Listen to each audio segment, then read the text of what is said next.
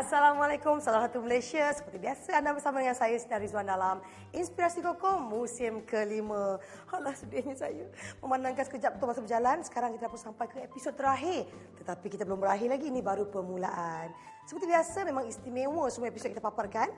Penonton kalau nak tahu, hari ini kita akan sajikan berbagai rangkuman mengenai industri koko sebagai penyumbang utama sumber pendapatan. Dan kita bersama dengan tetamu kita sebentar saja lagi. Dan tak ketinggalan juga, hari ini anda kena mengikuti segmen kreatif koko kerana kita akan sajikan dengan satu lagi produk kreatif menggunakan koko. Tapi sebelum tu, apa kata kita bersama dengan Chef Kamaru dan saya bersama dengan Chef Manan untuk tunjukkan produk-produk berasaskan koko. Dalam sajian koko, silakan kita tengok.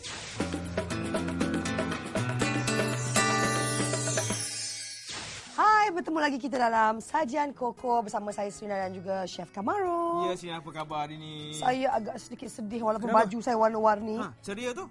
Ceria sebab kita dah hampir tahun baru. Tapi saya sedih sebab sekejap masa berjalan sekarang dah pun sampai ke episod ke-13. 13 minggu dah kita bersama macam-macam resepi.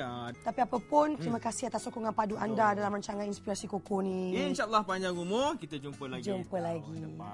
Okeylah, kita teruskan dengan resepi kita istimewa hari ini. Iaitu apa bang? Ayam koko ala Parmigiano. Parmigiano. Wah, nama dia. Ini negara apa pula ni? Parmigiano ni istilah yang diguna pakai di Itali. Itali. Kalau kita permudahkan, Parmigiano tu maksudnya sejenis keju. Tu nampak ayam tu? Sekali lagi tak habis-habis kan dia punya nampak. Okey, saya nampak. Kita akan season ataupun kita akan perasakan dia. Perapkan dia. Kita akan masukkan garam di sini. Dia. Garam. Masukkan lada. Kita masukkan serbuk koko. Apa yang kita cuba lakukan ini ialah kita nak memberi perasa koko ataupun coklat ni kepada ayam ni. Jadi bila kita makan nanti, selalunya ayam Parmigiano ni dia hanya kuat rasa tomato je. Tapi bila kita masukkan koko, kombinasi koko dengan tomato, terbaik. Jadi kita akan buat ini istilah bahasa Inggeris ni lah, kita panggil standard breading procedure. Jadi di sini saya masukkan serbuk roti. Dan kita akan campur dengan sedikit Parmigiano ataupun parmesan ni. Di sini kita ada tepung gandum biasa saja. Dengan pening pada. Jadi mula-mula kita akan salut dengan tepung, tapi nipis saja atau kita panggil dia dredge saja, jangan tebal sangat. Nampak Tu dia. Itu dia, ini. Dan kita akan terus masukkan ke rendamkan dia dalam telur tu. Telur. Sebenarnya kalau di rumah saya, kalau saya kata buat standard breading procedure ni, ada 2 orang anak saya tu akan dah buat station je lah. Sebut je. Jadi dia akan buat sendiri. Seronok Tu. Dan kita akan gunakan lemak koko di situ. Sini kita akan masukkan lemak koko menggantikan minyak lah. Ya, betul. Kalau kita nak gunakan minyak, selalunya untuk resipi ni kita gunakan minyak zaitun. Jadi kita dah cair gitu. Kita ni teknik kita panggil shallow fry di mana kita nak menggunakan minyak nama yang patut ada jadi doktor. Semua nama dia ingat. Saya cuba bagi tahulah kepada para penonton. Maknanya kita tahu apa yang kita lakukan lah. Bila panas macam tu, muat gitu. Kita kita imbang-imbang lah dia. Impit-impitkan lah. Impitkan dia gitu. Nah, kita akan masak. Impit boleh impit ni kan. Kita jangan risau kalau ayam ni tak cukup masak. Yang pertama tadi kita potong secara butterfly seperti rama-rama nipis. Dan kedua kita akan masukkan ke dalam ketuhar. Jadi kita hanya nak garing bahagian luar saja. Kemudian kita akan masukkan sos tomato tu. Jadi kita biarkan dia masak, biarkan ayam ni berehat di situ dengan kepanasannya. Kita tengok nanti hasilnya. Dah cantik dah warna dia. Kita buat 2 belah Kita susun di sini. Cantik je ni. Letakkan sos tomato pasta ni lah. Jadi katalah kalau kita nak letakkan tomato sos tu mungkin masam sikit Jadi kita letakkan ni. Jadi sekarang kita akan letak ni, kita ada daun basil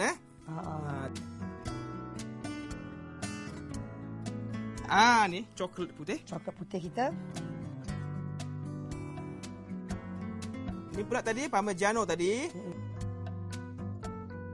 Dan ini pula ialah ini kita panggil keju mozzarella.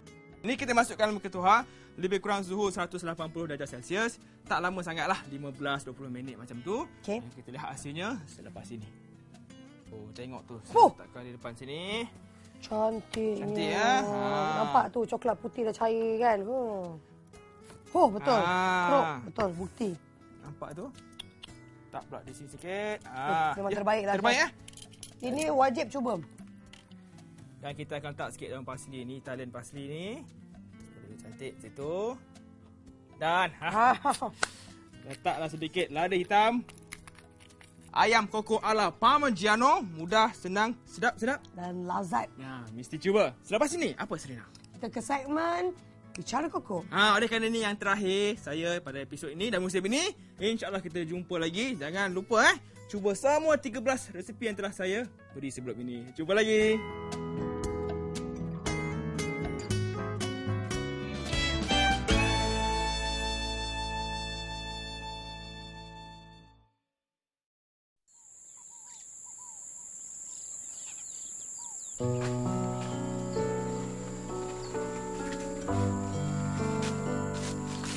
Wah, Mak, banyaknya koko. Ain, ini bukan je koko, tapi kasih sayang. Mak penat ke? Taklah, Mak nak kumpul duit banyak-banyak. Nanti anak Mak ni nak belajar tinggi-tinggi, kan?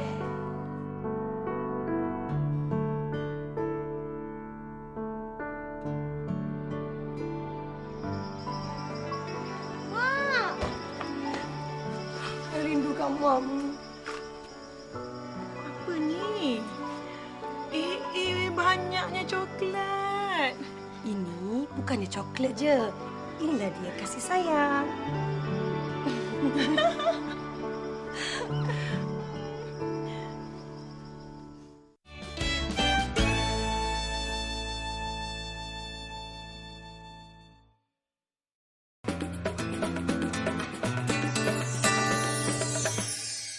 Sekejap je masa berjalan, sekarang kita pun sampai ke episod terakhir. Sedih pula nak berpisah ni kan. Baik Datuk, sebelum kita melaburkan tirai rancangan ni, apakah harapan dan pesanan yang berbahagia Datuk kepada orang ramai mengenai Koko? Kita dah sampai ke episod yang terakhir. Jadi untuk menjayakan rancangan Inspirasi Koko yang kelima ni, yang sebanyak 13 episod ni, kita memerlukan banyak sokongan dan kerjasama daripada individu, agensi-agensi kerajaan dan juga syarikat-syarikat swasta. Dengan itu, saya ingin mengucapkan berbanyak terima kasih kepada mereka yang terlibat secara langsung ataupun tidak langsung. Saya jangkakan sebanyak 13 episod yang telah kita lalui ini, banyak maklumat-maklumat yang telah orang ramai ketahui, termasuklah dari segi penanaman, pemprosesan, penggunaan produk-produk serta peluang-peluang yang boleh diceburi. Jadi dengan itu, dengan maklumat-maklumat ini, saya rasa dapat memberi galakan kepada orang ramai dan juga semangat untuk menceburi di dalam industri koko ini.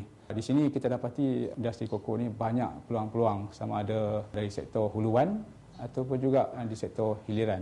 Contohnya di dalam sektor huluan ni, kita baru juga melancarkan program yang dinamakan program Koko untuk Rakyat, di mana kita memberi percuma anak-anak benih koko yang terpilih untuk orang ramai menanam sama ada di sekeliling rumah ataupun sebagai nelayan scout. Dan di dalam sektor hiliran, kita telah memberi juga maklumat mengenai peluang-peluang perniagaan untuk diceburi oleh mereka-mereka yang berminat. Contohnya sebagai menjadi usahawan coklat buatan tangan.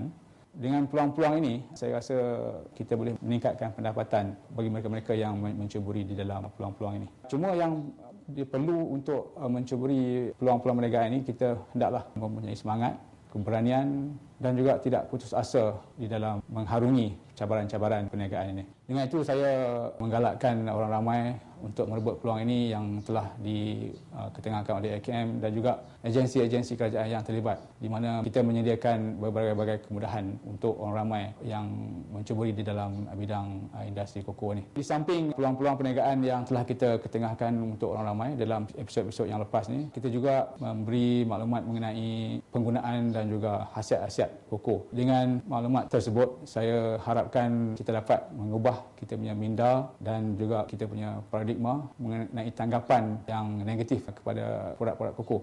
Mungkin sekiranya tuan-tuan mempunyai kemuskilan ataupun tidak memahami apa maklumat-maklumat yang telah diutarakan melalui episod-episod yang lepas, tuan-tuan dan puan-puan bolehlah hubungi Lembaga Koko Malaysia untuk keterangan lanjut. Mungkin tidak lambat untuk saya mengucapkan selamat Hari Krismas kepada mereka-mereka yang menyambutnya. Dan juga menandakan kita akan memasuki tahun baru, tahun 2011, tak lama lagi. Saya juga mengambil kesempatan ini untuk mengucapkan selamat tahun baru kepada rakyat Malaysia sekalian. Dan yang pastinya koko Malaysia khasiatnya sejati, lazatnya menyegarkan. Jumpa lagi di rancangan koko yang akan datang. Terima kasih banyak yang berbagi, Datuk. InsyaAllah ada rezeki kita akan bertemu lagi. Baiklah penonton, produk-produk koko ini bukan sahaja lazat dimakan, tetapi ianya juga membuka banyak peluang perniagaan dan pekerjaan kepada orang ramai. Yang pastinya, industri koko ini memang menjanjikan pulangan yang lumayan. Okeylah penonton, jom kita pelajari pula cara-cara membuat coklat buatan tangan bersama dengan Chef Manan dalam segmen kedua, Sajian Koko.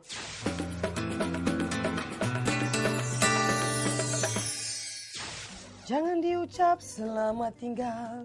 Jangan diucap selamat tinggal. Lepas ni boleh tukarlah profession jadi penyanyi pula. Bukan saya cakap jadi penyanyi. Saya sedih ni nak tinggalkan kedua-dua chef saya yang begitu hebat, yang dah banyak kongsikan resepi yang cukup menarik dan juga ni coklat buatan tangan pelbagai jenis.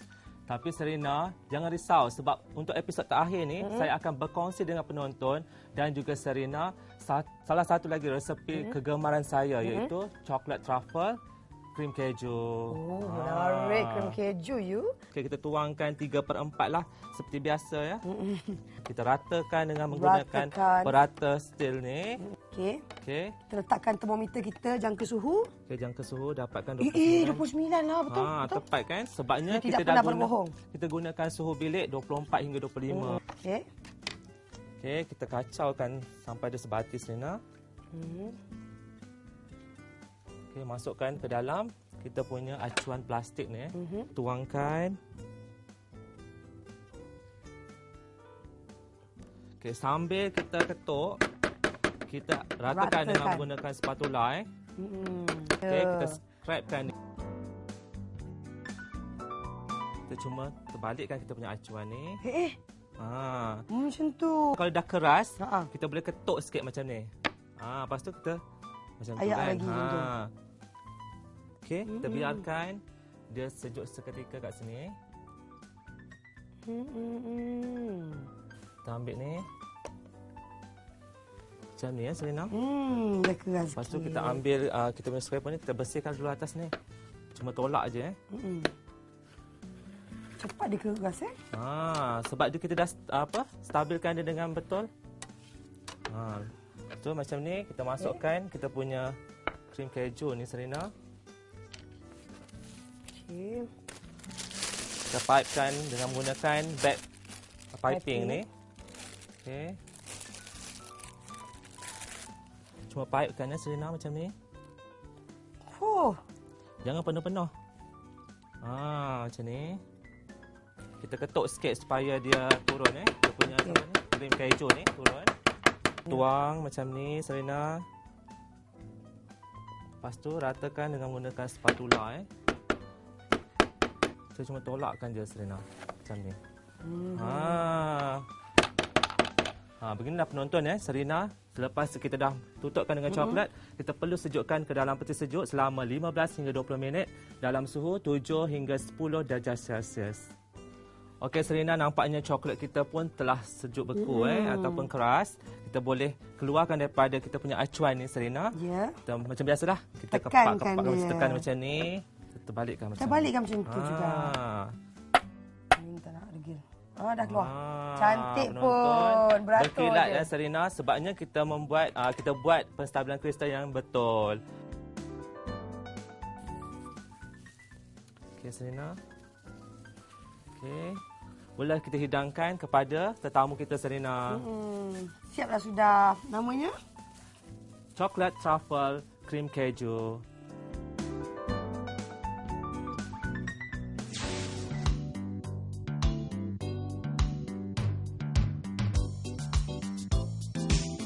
Inilah dia dua resepi yang cukup istimewa untuk episod yang ke-13 ni, episod terakhir, Chef. Betul lah, dah 3 episod dah terakhir dah Yang pertama saya sediakan tadi ayam koko ala Parmigiano, Chef Dan saya sediakan coklat truffle krim keju. Jadi jangan lupa mencuba semua resepi yang kami dah paparkan kepada anda. InsyaAllah ada rezeki, kita jumpa lagi pada musim yang akan datang. Jadi sini ucapkan selamat bertolak ke Australia, Chef. Terima kasih Serena. Selamat meneruskan pembelajaran koko ataupun coklat buatan tangan di Jerman.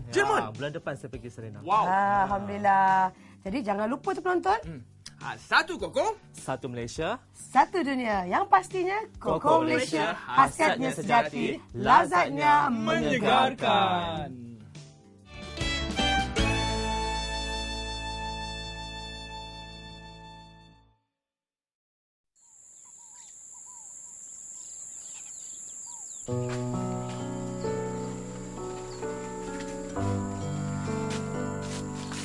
Wah, Mak, banyak koko. Ain, ini bukan je koko, tapi kasih sayang. Mak penat ke? Taklah, Mak nak kumpul duit banyak-banyak. Nanti anak Mak ni nak belajar tinggi-tinggi, kan?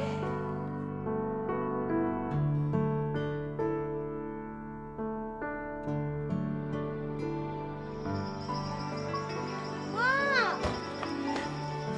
Rindukan Mami. Apa ni? Banyaknya coklat. Ini bukannya coklat je. Inilah dia kasih sayang.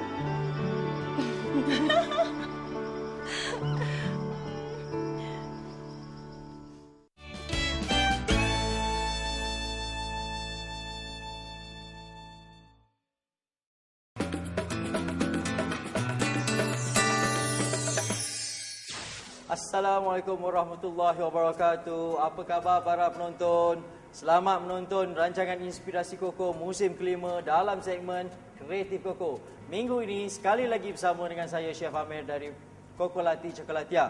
Dan hari ini saya ada tetamu istimewa saya di dalam studio ini, iaitu ibu saya sendiri. Jadi untuk itu, tajuk kita juga hari ini ada berkenaan dengan ibu, iaitu coklat untuk Hari Ibu. Jadi apakah bahan-bahan dia? Kita terus saja kepada peralatan dan juga bahan-bahan dia. Yang pertama adalah foil aluminium yang biasa kita gunakan di dapur. Seterusnya adalah pewarna untuk coklat Di sini saya menggunakan 2 warna dan juga manik-manik di sini. Bunga yang daripada gula dan juga bekas ataupun balang biskut yang berbentuk bulat begini ataupun berbentuk 4 segi terpulanglah berus pastry. Sekali lagi pisau yang tajam untuk kertas dan juga kertas yang telah saya potong berbentuk hati begini dan juga berbentuk 3 segi, di mana yang ini kita akan gunakan untuk menyokong supaya hati kita tidak jatuh ataupun rebah. Mula-mula kita ambil aluminium foil ni dan kita perlu ramaskan dia. Okey, kita ramaskan dia begini. Kita renyuk-renyukkan dia sehingga dia renyuk begini. Dan bila telah renyuk, kita nak dapatkan tekstur dia sebenarnya So lihat tekstur dia yang berkedut-kedut di sini. Inilah yang akan kita gunakan untuk membentuk hati kita nanti. Okey? Dan setelah dia renyuk, kita buka dia kembali. Buka perlahan-lahan agar dia tidak koyak Seterusnya, saya akan ambil pewarna untuk coklat yang larut di dalam minyak ini dan saya terus taburkan di sini. Kita taburkan sedikit. Di sini saya menggunakan warna emas ataupun gold dan juga bronze dan di sini saya menggunakan lemak koko untuk melarutkan pewarna kita Kita titikkan sedikit lemak koko di sini dan terus saja kita ambil berus ini dan kita beruskan begini. Kita ratakan dia sehingga besar dia cukup-cukup untuk kita potong ataupun buat bentuk hati kita nanti. Di sini saya menggunakan coklat putih Kita tuang saja coklat putih yang telah kita cairkan tadi di atasnya begini dan terus saja kita menggunakan pisau pelipper sekali lagi kita ratakan coklat dia. Dan untuk kali ini kita perlu buat tebal sedikit. Okey. Tebal dia lebih kurang 3 mm dan kita keraskan coklat kita di dalam peti ais selama lebih kurang 6 hingga 7 minit Sekarang saya nak menunjukkan teknik ataupun cara nak buat kad ucapan sebenar Hari Ibu. Di sini saya menggunakan coklat yang berwarna merah jambu dan kita pipe dia sebagai dia punya line di tepi ni. Dan bila dia dah agak keras sedikit begini, terus saja kita tuangkan coklat kita tadi. Sedikit saja begini. Kita tak nak terlalu tebal. Di sini saya menggunakan coklat hitam ataupun dark coklat. Kita ketuk, kita ratakan dia. Dan kita keraskan di dalam peti ais selama lebih kurang 15 minit Coklat kita yang pertama tadi pun telah hampir keras ataupun separuh keras Dan seperti biasa, saya dah bagi tahu dulu dalam episod sebelum ini, kita terus saja boleh potong dia ya. Okey, saya lekatkan di sini dan kita ambil dan kita terus ambil pisau kita potonglah ikut bentuk hati yang telah kita buat dengan kertas tadi. Okey. Dan juga segitiga yang telah kita buat tadi. Setelah itu, kita perlu keraskan semula untuk kali kedua sehingga dia benar-benar keras di dalam peti ais selama lebih kurang 5 hingga 8 minit lagi. Okey, para penonton setelah lebih kurang 5 hingga 8 minit dan coklat kita tadi telah keras, kita boleh keluarkan daripada peti sejuk ataupun peti ais. Okey, para penonton kita lekatkan coklat yang 3 segi tadi tu di belakang dia, begini. Okey, kita lekatkan lagi, tambahkan lagi coklat lagi banyak supaya dia agak kukuh ya. Keras begini. Kita biarkan coklat kita sehingga benar-benar keras. Para penonton setelah 15 minit sehingga coklat kita keras, sekarang kita boleh keluarkan kad ucapan kita yang telah kita buat tadi. Kita tekan saja begini. Kita ketuk perlahan dan dia telah keluar begini ya. Jadi, sekarang saya nak hias dengan sedikit bunga ya.